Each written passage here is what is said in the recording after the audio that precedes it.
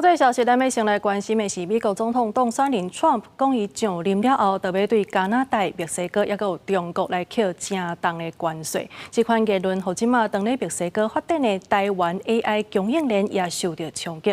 鸿海董事长刘荣伟是表示讲，这段时间会先观察再来动作。也那经济部长郭志辉是表示，受到影响的有可能是电子制造业，所以会协助台商换所在来发展。美国总统当选人川普放会上任第一项步就是对加拿大、墨西哥加扣15%关税，连带互伫墨西哥布局 AI 伺服器供应链大受冲击，包含微型、微创甲营业单，伫墨西哥产能的比重是相对较悬，因为咧伫当地起大型 AI 伺服器工厂的鸿海。现在你们看到是国与国之间的博弈，还没有到企业，所以25或是增加10，到底是多少？他们都互相在博弈中。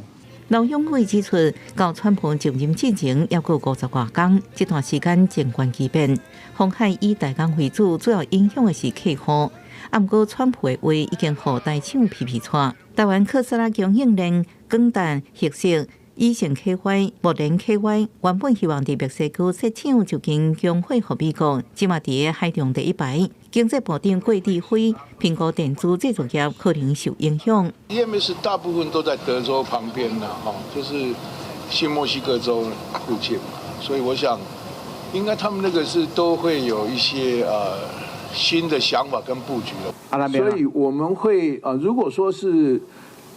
台商他是以欧美为他的这个目标市场的话，我们尽量就是转到这个美国可能会比较 friendly 的这样的一个国家去协助他们转进到这些国家。台湾企业开大钱伫墨西哥积极拓场，想要到川普还未上任的话，已经搅乱全球布局。郭志辉表示，目前还未受到业界欢迎，会甲产业界讨论较适当的营运方式。也强调会根据台商目标市场导向，提供协助转移阵地。记者综合报道。